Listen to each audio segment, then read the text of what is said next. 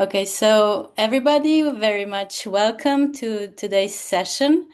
My name is Vesna Klemencic. I'm the organizer of this year's IIT in Slovenia, which will be held from the 16th October to 25th October in Slovenia, in the northeast of Slovenia, in beautiful natural surroundings, surrounded with woods.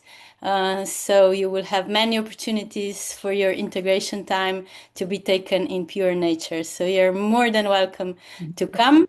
I'm joined by Ina. She will be our technical support during this session, and she's also the marketing coordinator of the training. And not to say the least, we have today our one of the trainer who will be at the IIT in Slovenia, Sudha Shankar.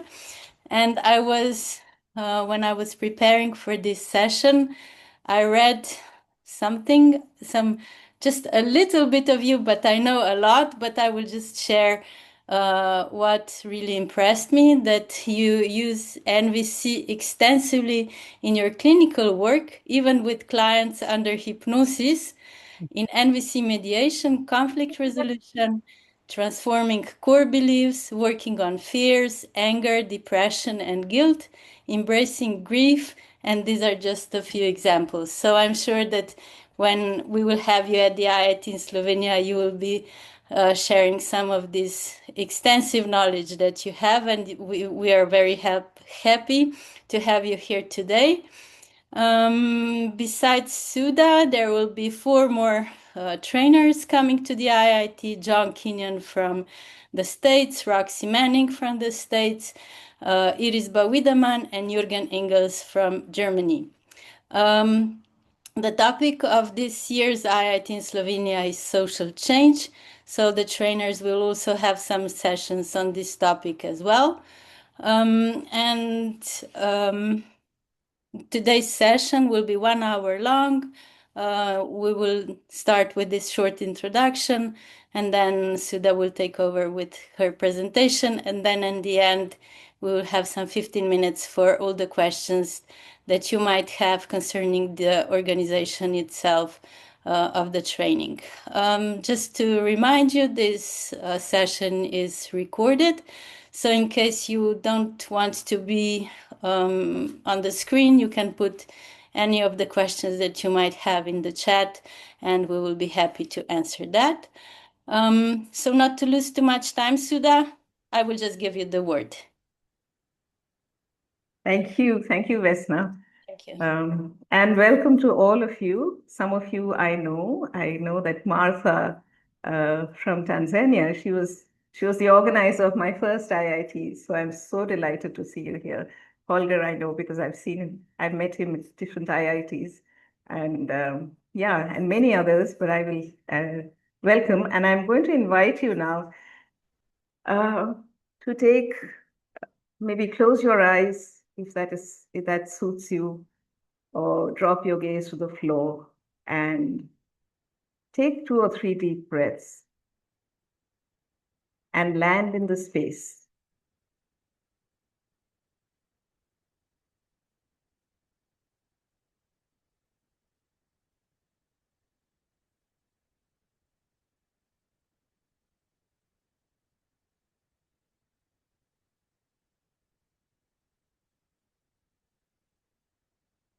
Thank you.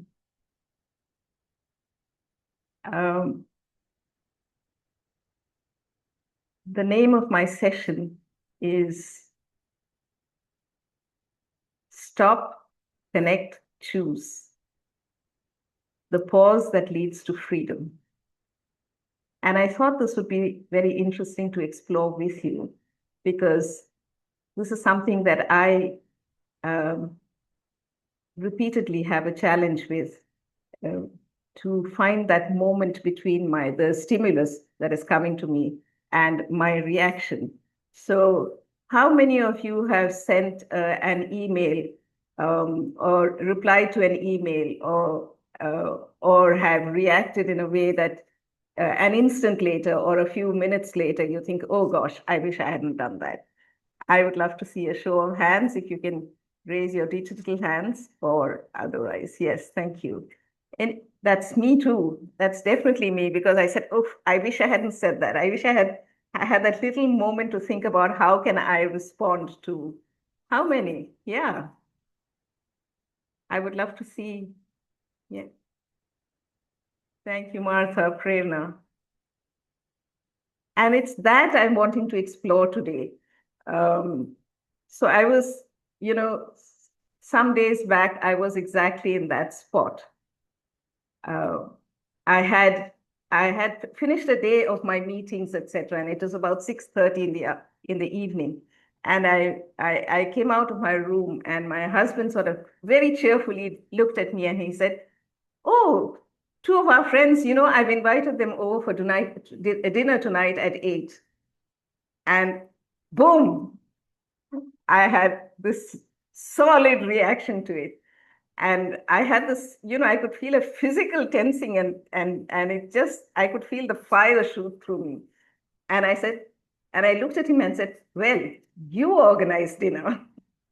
And his reaction was, why are you reacting? What did I say? Why are you reacting? And I spun around and I walked back into my room. And that was a moment that I had that little pause. So I'm wanting to know if this is something that you have also experienced. I spun around and I went back into my room. And because I did that little action, I had a little bit of space in me to think what I could say. And I walked back and I said, um, yeah, I get it. And I offered a strategy, another strategy, which worked for all of us. Um, and in that moment, I discovered that I need to have a process by which which I can depend upon, which I can fall back upon. And that is this process that I'm wanting to share with you, which is called stop, connect, and choose. So I'm going to slow down and examine each of these three steps. Viktor Frankl, and you may have heard this over and over again, had said, between stimulus and response, there is a space. Viktor Frankl is a psychiatrist who was in the Holocaust, and he was in the he was in the concentration camps, and he spent his entire life, he got through the concentration camps, and he wrote a very powerful book called Man's Search for Meaning. This is from one of those sayings from there, which is between stimulus and response, there is a space. And that today we are going to sort of examine that space together. So I'm going to share my screen once again. I'm actually torn between sharing screen and watching your reactions because when I share screen, I don't see many of you. However, the first thing is stop. So before we go there, I'd like for you to think of a situation in the recent past when you have reacted and regretted your words or your actions. Think of a situation in your life where you have reacted very spontaneously or without thinking, and you have had regret about it. And I'll pause for about a minute just for you to identify that situation. You won't be asked to share who it is or what it is, except maybe in a dyad later in the session. So basically, that one sentence, for example, for me, the sentence was, I've invited two of our friends over. I've invited so and so and so and so for dinner at 8 o'clock. And that was that stimulus sentence.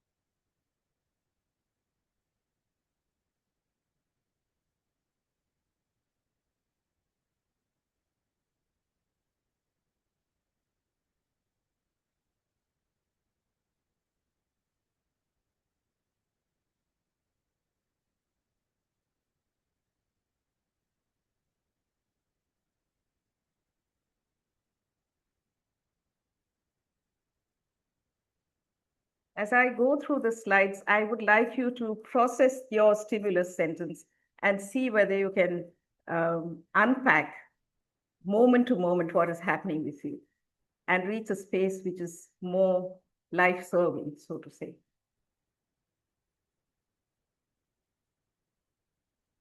Does anybody need more time? And I would ask you to unmute and say that because I can't see you. Great. Thank you. So the first thing to do in that moment, just visualize yourself and you're receiving that sentence that somebody has said. And at that moment, you see the symbol and stop. And you take a deep breath.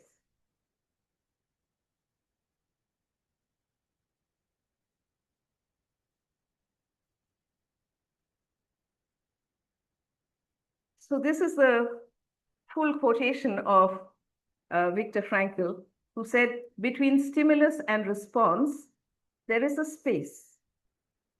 And in that space is our power to choose our response. And in our response lies our growth and our freedom.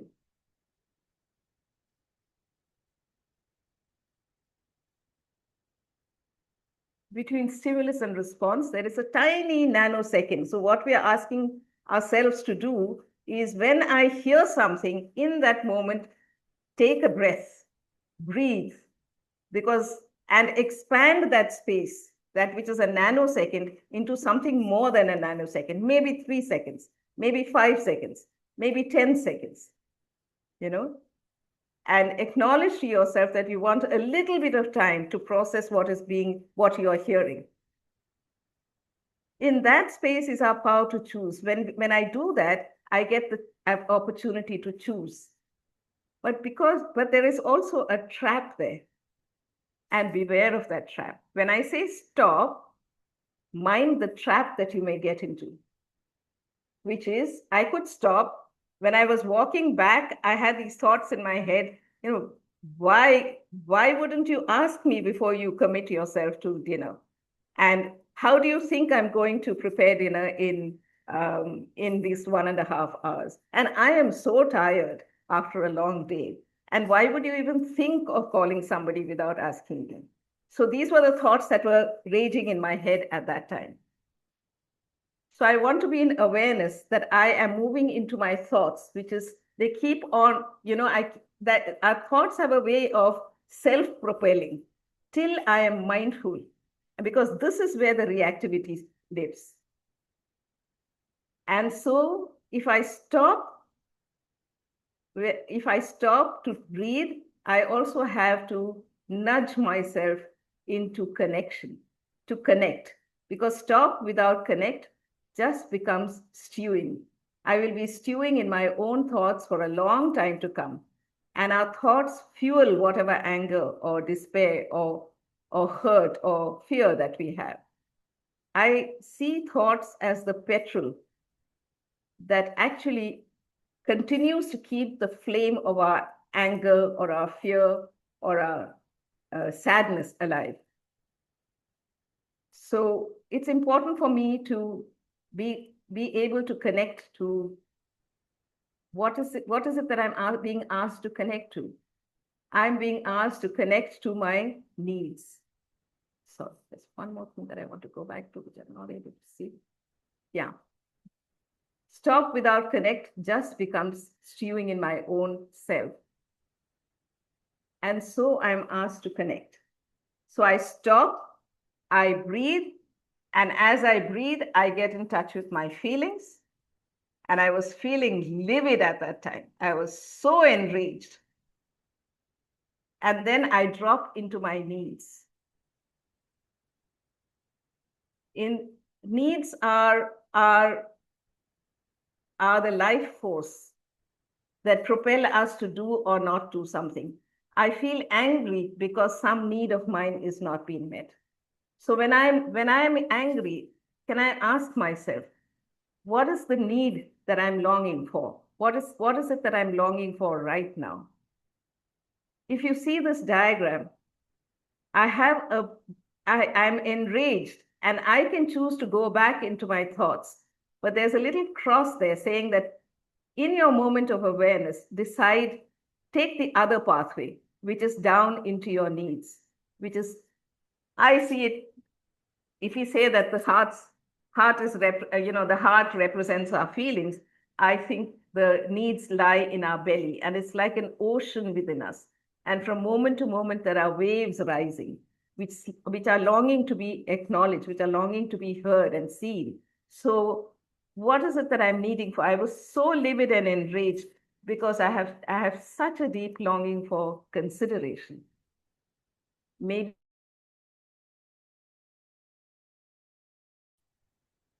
Maybe for collaboration, for being consulted. So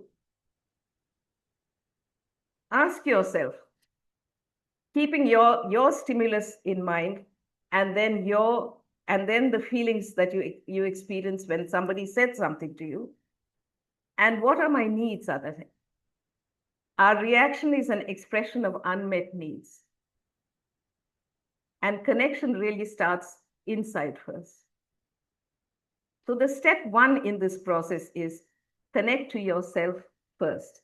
What am I actually feeling underneath the tightness? What is my longing here?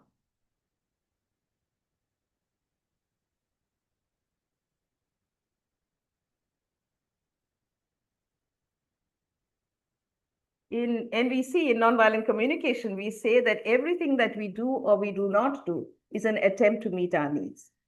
And needs, when they are met, give rise to pleasant feelings. And needs, when they are not met, give rise to unpleasant feelings. We don't see them as positive or negative feelings. We see them as pleasant or unpleasant feelings. And my anger was definitely very unpleasant at that time. I could feel physically sensations of my, my head buzzing at that time.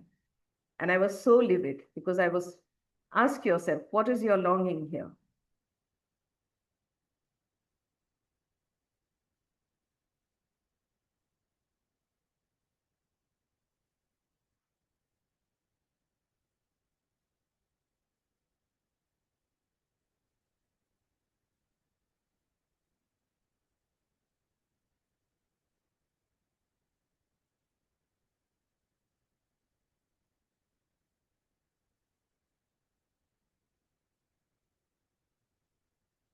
I would ask you to identify at least 3 needs of yours. Maybe I can share.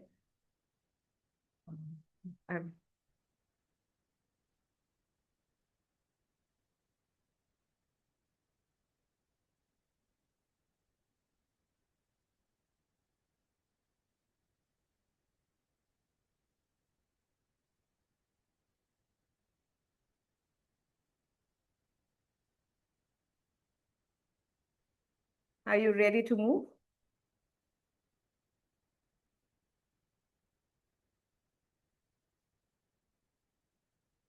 Okay, I would ask you to unmute and tell me whether you need some more time.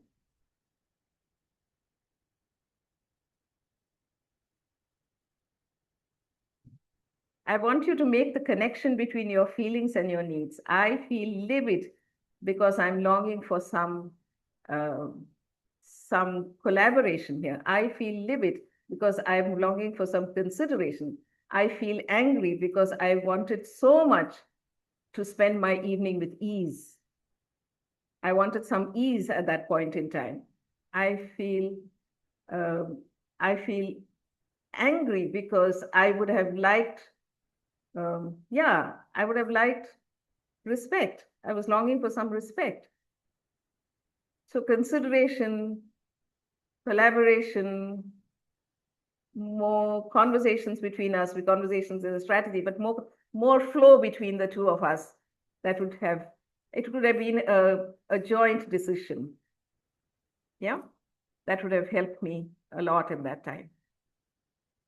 That was the first step that I did. And then I took a deep breath because it was so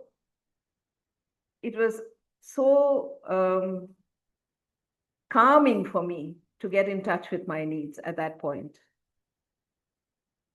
And I then moved to the next step. Next step was, I said, connect to the other person. What might be true for them that I am not seeing? What could be their needs? What are they longing for? And as I stood there in my room, it didn't take very long, but as I stood in my room, I thought, okay, so what I'm hearing, what I'm sensing and I'm guessing is that my husband had a need for um, companionship, for friendship, and for connection, and for um, sharing, because these are friends that we really enjoy being with. Um, uh, my husband, I think his need was also um,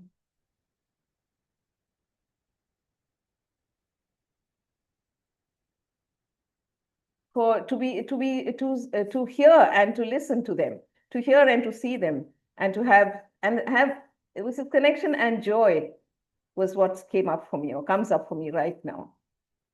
So I'm asking you, in that moment when somebody said something, and then now that you have connected with your own needs, is there a possibility that you can think about what could be the needs of the other person when they said what they said or did what they did?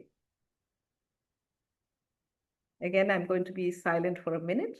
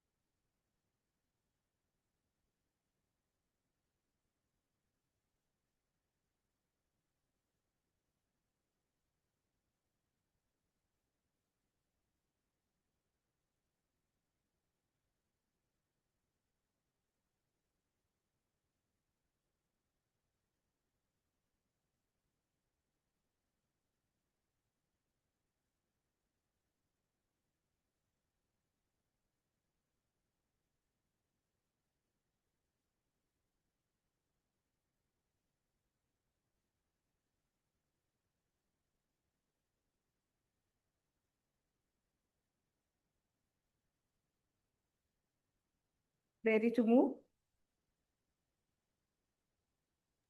Yes. Thank you. So, what happens when we connect in this manner to both our needs and the other person's needs? When we connect in this manner, something shifts within us, something loosens up, and we move from, at least I moved from, he's being so inconsiderate, to, okay, what he's probably wanting is connection and fun and togetherness. And when I'm connected to myself and to the other person, when I'm connected to the needs, my needs as well as the other person's needs, I stop feeling trapped in the situation. I have a little more room and I have a little more spaciousness.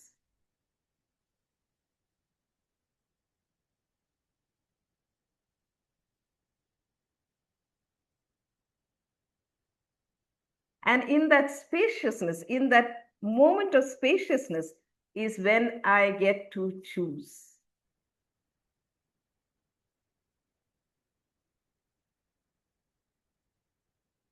This is the clear space.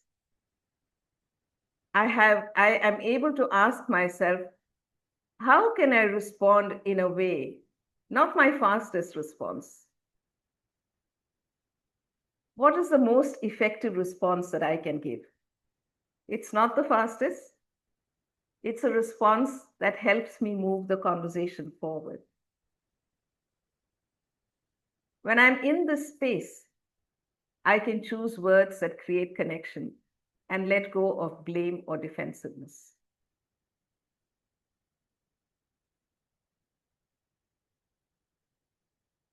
And so I'd like for you to think about what you could say to that person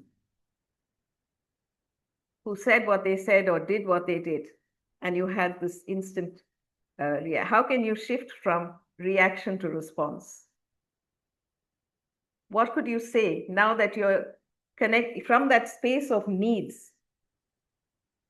My needs being for consideration, for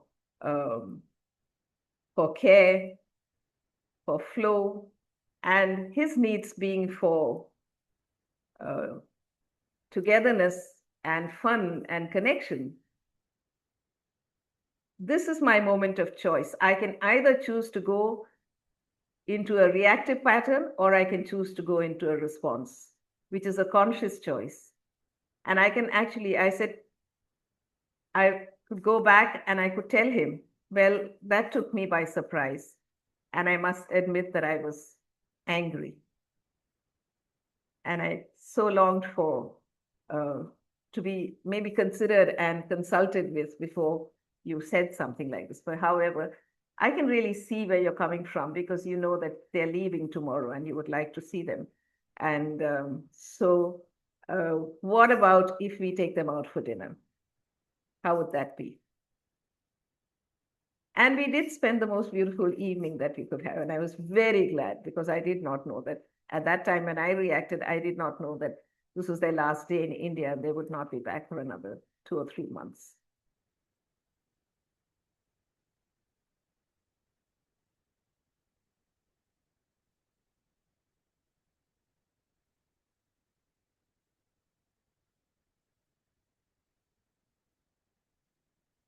So it doesn't take very long. Initially, it does to practice. It may take, 30 seconds or 45 seconds or a minute, taking your breath to stop, to then speak, then connect with your feelings and say, and then immediately move into your needs. And once you understand your needs, then to move into the other person and try and guess what could be. You don't know for sure, but you can try and guess what could be their needs that that propel them to act or say what they did. And once I have an awareness of their needs, then it becomes, I have that moment of choice. Do I want to continue to blame or get angry, or do I want to then move into finding strategies where both our needs can be met, or the maximum number of needs can be met?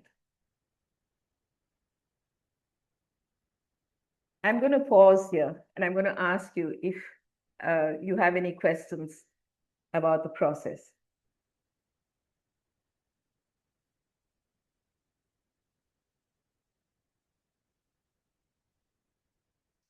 Yes, Ngozi. Thank you very much. Mine is not a question.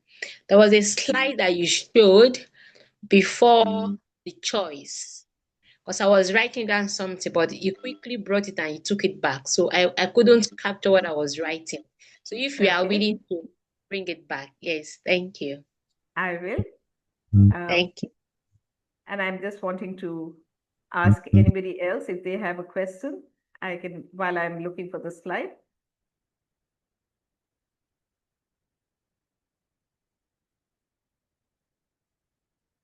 Is it this one? Yes, this. Thank you.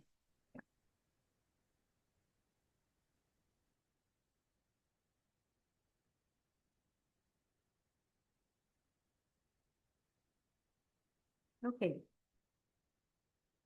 Is there any other question? Because while Ngozi is looking at the slide, if you have any questions. Otherwise, we'll move into breakout rooms. We'll pair you up with one other partner. And I want you to say, done, Ngozi, can I stop the share?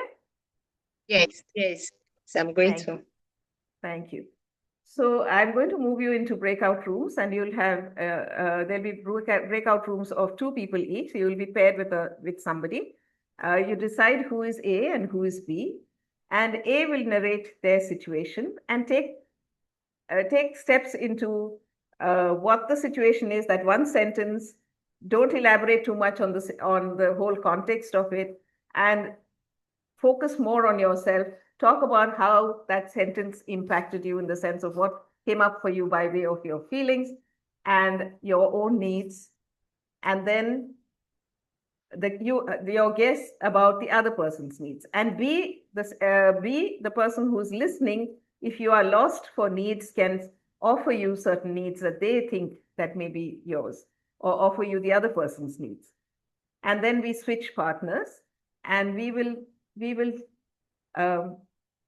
Ina, are you ready with the rooms? Okay, great. Just how much minutes? 8 minutes. 7 minutes plus 8 minutes. Yeah. Thank you. So you'll get a sign saying that breakout rooms are concluding. You don't need to press any buttons, and then you'll be automatically brought back when the time finishes. So 4 minutes. Keep an eye on the time, and share with each other the whole process, your example, and then B will then switch and share their example. Yeah. Oh, we're back. Welcome back. How was the experience? I see you now, Prerna.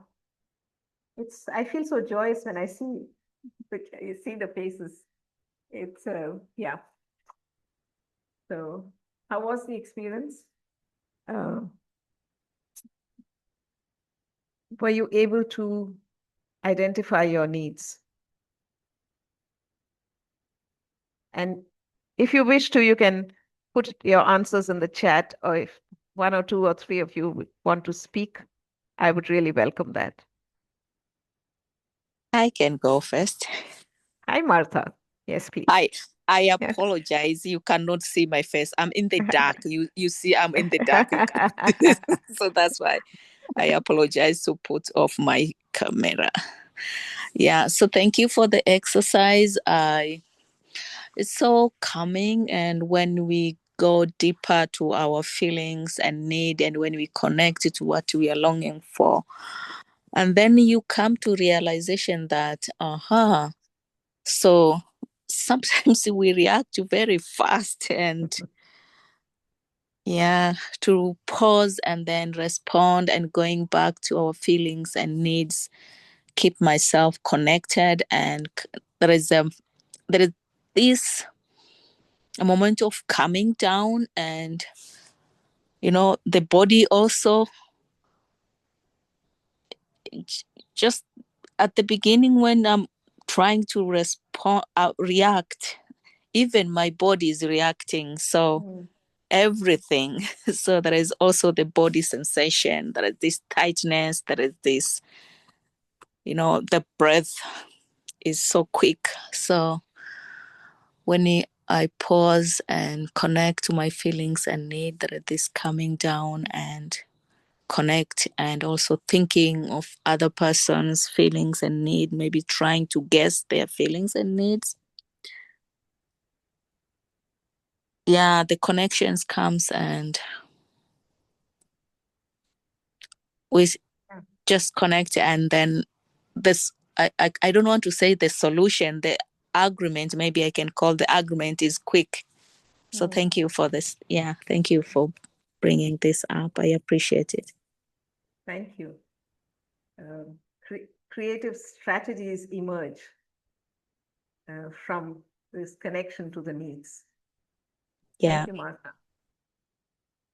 And it's interesting how the anger continues to inhabit my body till I get in touch with my needs. It's almost as if it's doing me a service. It's telling me, hey, look, there are needs you have, there are longings you have. Pay attention to those longings. And I see the needs as an ocean, and from moment to moment, there are waves rising that say, there's me here. This is a wave of connection. This is a way for, support. This is a way to be seen, to be heard.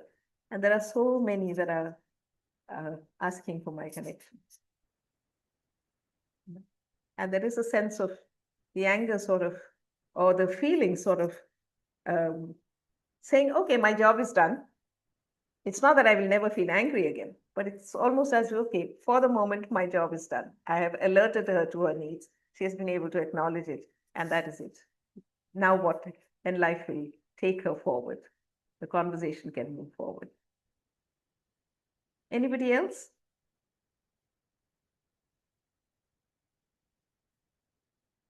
Okay, may I say something? Yes, Monica. This is Monica. Hi. Yeah. Yes, and it's a bit similar to what Martha just said. Sometimes the response just comes spontaneously like that, and but like she said, until for me, I call it getting in touch with the self or with what has happened. I think, and that's the trying to connect. And when we get in touch or try to connect, we realize, what is going on in us. And like, sometimes there's this guilt. Okay, maybe I would have responded this way, or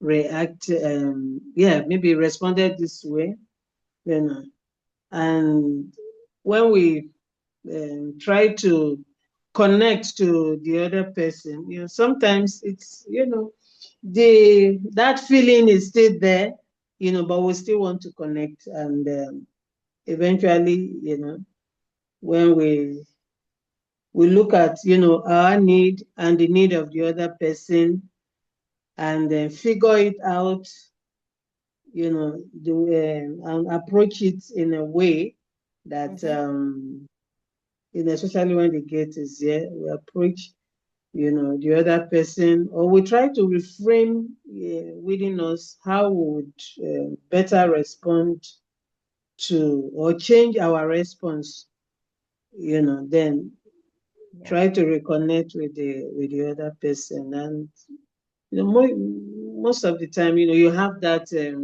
peace within, and calmness, when we reconnect. Yeah. Thank you. Thank you. There's one question here. What happens in instances when the other party keeps repeating the same blunder and keeps upsetting you? How do you handle them? This will take a longer discussion, and therefore these are all the situations that will be discussed at the IIT. What happens when somebody is really triggered and keeps on repeating? A very short answer: I can actually express very honestly how frustrating it is for me.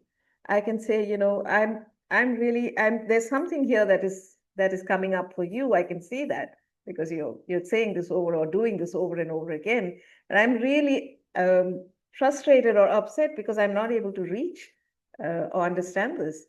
So can we have a conversation? And so this really points to a longer conversation, Carol.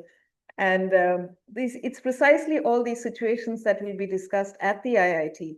Where we have longer time, we have longer sessions, we have time to practice the processes in a way that we then develop a muscle memory of how it can be for me to, in each situation, in different situations, how can it be?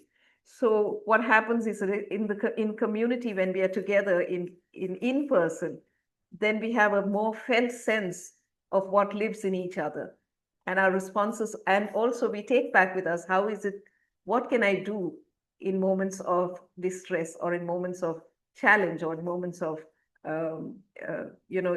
instantly, instead of reacting, how can I? So I would highly recommend that we find the answers in longer sessions, because today we do have a time factor that keeps us limited.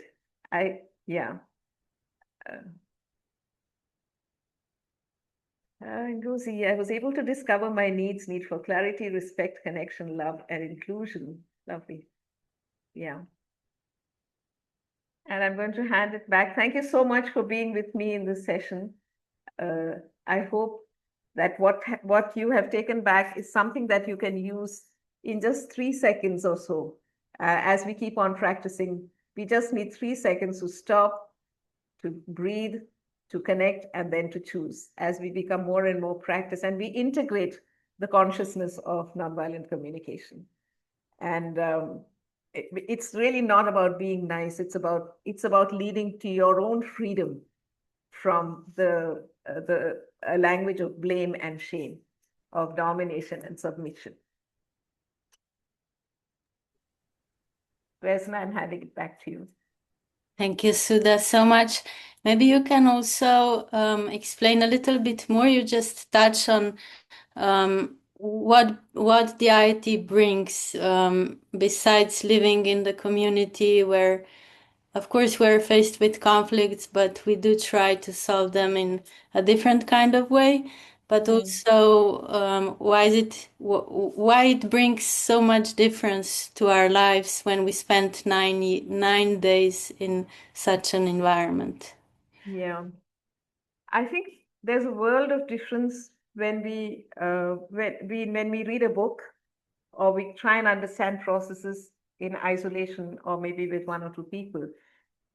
Or when we attend a session and then we go back to our own homes or our situations, our lives, and between living in a community that is so focused on trying to understand what is it that is moving me and what is it that is moving the other person, and how is it that we can create a space between me and the other such that we can hold each other with compassion, we can hold each other with kindness, and find strategies or find ways to meet as many needs as possible.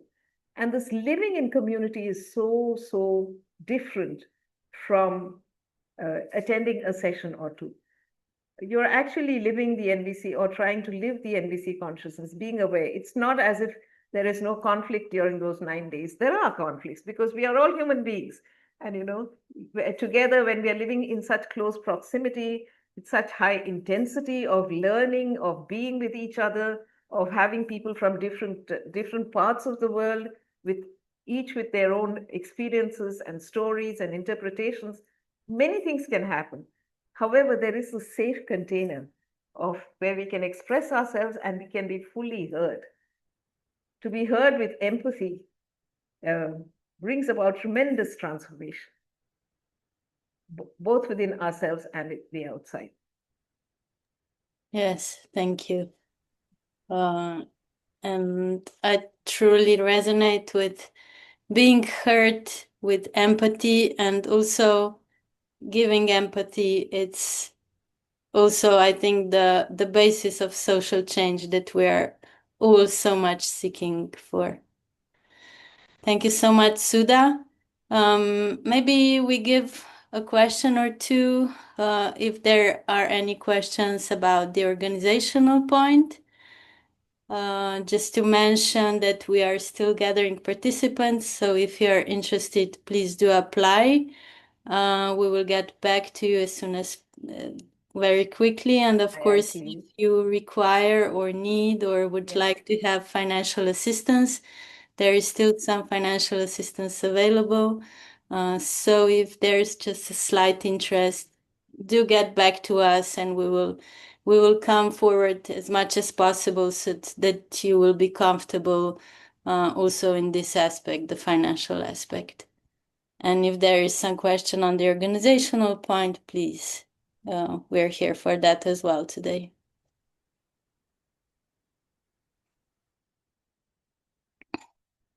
Yes, Holger, there is an overall theme. It's social change.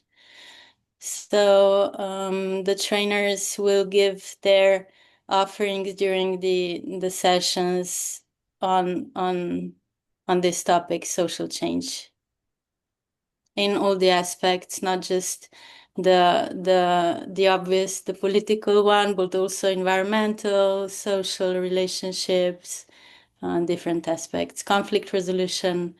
John Kenyon is very keen on mediation. So also some group mediations will be offered for like mediating between different groups.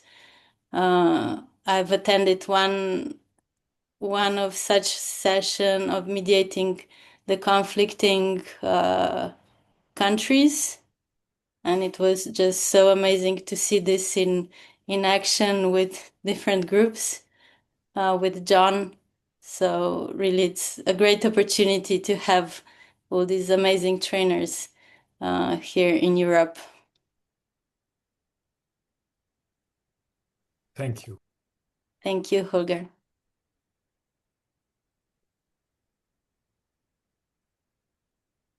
If there are no other questions, Ina just posted in the chat also the links to Facebook, Instagram. Please do follow us. We have some upcoming sessions with the other trainers as well. You can also reach us via an email if you have additional questions before you register. Otherwise, Sudha, any final thoughts before we leave? Yeah. So I think Ngozi has written something in the chat that I would love to apply, but CNBC will not be able to pay for my flight ticket from Nigeria. And, as much as we try to we don't want finances or the lack of money to be a reason for not attending. And it's also, it's sad for me to know that, it's difficult for people to attend, and I completely get it. So I'm also wanting to know that if there is financial assistance for the fee, are there creative ways in which you can raise money for yourself by asking people around, by asking the global community, whichever is your community? Is there a possibility that we share half the burden and you share half the burden of or find solutions or ways in which you can attend? And yeah, I will leave it there for now. I want to take us back to, yes, just one thing about the session that we had. My invitation to you is to try it once today, in your next conversation, in the next message that you write, notice the space and try to remember that in that space lies our freedom. So much lies in that space between the stimulus and the response. So enhance your ability as you go along. And I hope this would really encourage you to know that it is within our reach to be able to change the way we respond to stimuli and challenges. Hard to hear messages. Thank you so much for being here. Thank you, Sudha. Thank you, everybody. And hopefully see you in Slovenia. Bye-bye. Yeah. I have one more thing to say. I'm sorry. Vesna, when we started this thing, reminded me that this is Guru Purnima. And I would like to really thank Marshall for having given us this wonderful, wonderful gift of communication, which I don't think anybody has done before that. There are different modalities, there are different models, etc. But what he has presented to the world is so inspiring because it's very concrete and it's also very spiritual. So I want to offer my thanks to Marshall and to a particular trainer who brought it to me in India, Salim Ibrahim. So I have a lot of gratitude for introducing me to this. Thank you so much, Sudha. It brought tears to my eyes. Thank you, everybody. Thank you, Ina, for technical support. Thank you, everyone, for attending, and have a lovely evening or morning. Thank you, everyone. Bye. Good night. Bye.